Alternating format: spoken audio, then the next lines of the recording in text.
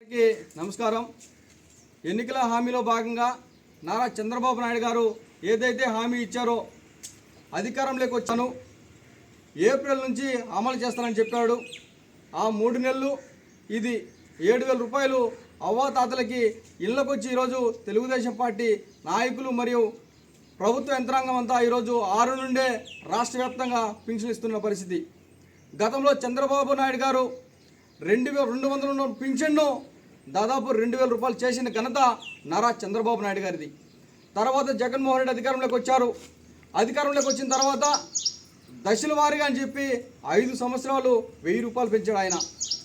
చంద్రబాబు నాయుడు గారు వస్తానే వెంటనే 1,000 రూపాయలు పెంచిన పరిస్థితి. జగన్మోహన్ రెడ్డి గారు టీడీపీ సానుభూతి పరులైనటువంటి అనేక మంది పెన్షన్దారులను పెన్షన్ తీయేశాడు. ఇప్పుడు తెలుగుదేశం పార్టీ అధికారంలోకి వచ్చింది కాబట్టి ఎవరైతే పెన్షన్లు పోయినాయో వారికి కూడా పెన్షన్లు ఇచ్చే పరిస్థితి కూడా ఉంటుందని చెప్పి ఈ సందర్భంగా తెలియజేస్తూ ఉన్నాం.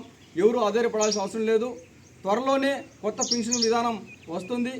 ఏదైతే వైకాపా ప్రభుత్వంలో అన్యాయం చేశారో వాళ్ళందరికీ న్యాయం చేసేదానికి నారా చంద్రబాబు నాయుడు గారు అవ్వ తాతలకు పెద్ద కొడుకు మాదిరిగా ఈరోజు వాళ్ళకు అండగా నిలబడినాడని చెప్పి ఈ సందర్భంగా తెలియజేస్తూ ఉన్నాం.